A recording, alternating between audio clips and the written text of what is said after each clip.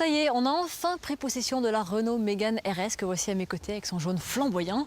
Alors chez le constructeur, on dit d'elle que c'est la parfaite harmonie entre la passion et le plaisir. Alors tout ça bien entendu passe par un design extérieur sportif qui est directement dérivé de la F1 avec notamment un bouclier avant spécifique, une petite lame un peu façon aileron de F1, un sigle RS, ça c'est nouveau dans la calandre, également des feux à LED qui donnent un regard très expressif, passage de roue musclé, jantes 19 pouces, disque de frein Brembo surdimensionné et pour différencier la Cup de la Sport, et bien on les a peints en rouge, comme ça c'est plus facile. Bas de caisse ici très profilé, à l'arrière un petit béquet, une sortie d'échappement centrale, ça change un peu des sorties latérales, c'est un peu plus original quand même, et puis un extracteur d'air qui est tant là pour l'esthétique que pour l'aérodynamique. Donc en gros on peut dire que cette Renault Mégane RS a un style très affûté. Alors dans l'habitacle, les connotations sportives sont de rigueur. Siège Recaro, très enveloppant, on peut même avoir des sièges baquets, pédalier en alu, volant sport 3 branches avec le marquage en son centre, des repose-pouces un peu comme sur une voiture de course. Et puis les compteurs sont spécifiques, le compteur jaune du Contour, on le retrouve que sur les modèles RS. Donc on peut dire qu'il y a une ambiance assez cosy pour une sportive. Bon, c'est pas exactement ce qui va nous servir tout de suite puisqu'on va l'essayer sur le circuit, mais quand même, on est content de l'avoir.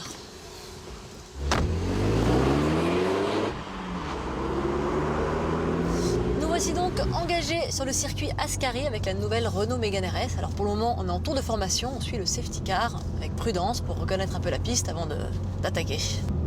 J'en profite pour vous parler un peu de la motorisation. Alors on est toujours sur le même moteur que la version de RS précédente, c'est-à-dire c'est un 2 litres turbo essence.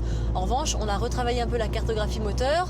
25% des pièces du moteur sont nouvelles, ce qui fait qu'on a poussé la puissance à 250 chevaux.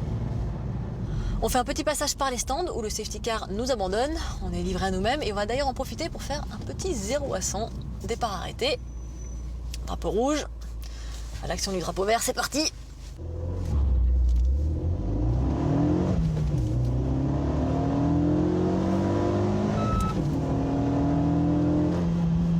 Bon, on est un petit peu au-dessus des 6 secondules, mais enfin on était en montée en même temps, donc c'est pas évident, je t'ai pas aidé.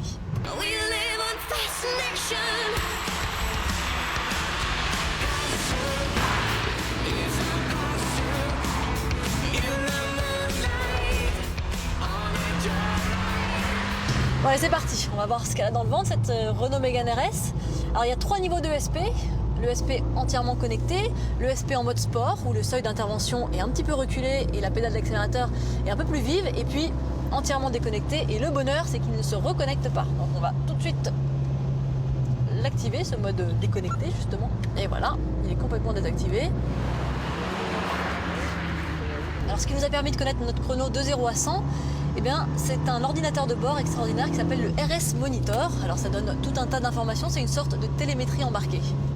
Alors en plus du 0 à 100, du 0 à 400, on a également l'indication de pression de turbo, de pression de frein, du couple utilisé, de la puissance utilisée, etc. Enfin plein de données, et c'est en instantané, donc on fait défiler pour savoir laquelle on veut choisir.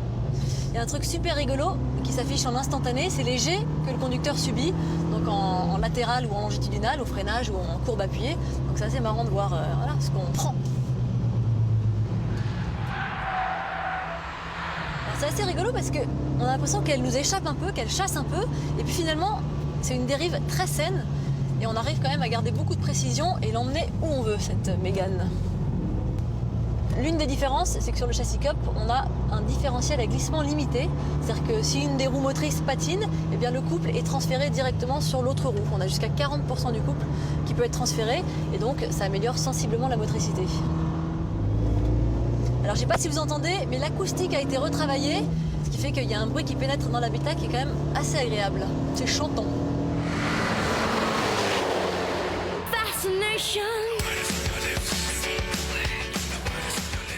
Bon, en tout cas, c'est une vraie sportive qu'on a entre les mains. On s'est vraiment régalé sur les circuits Ascari aujourd'hui.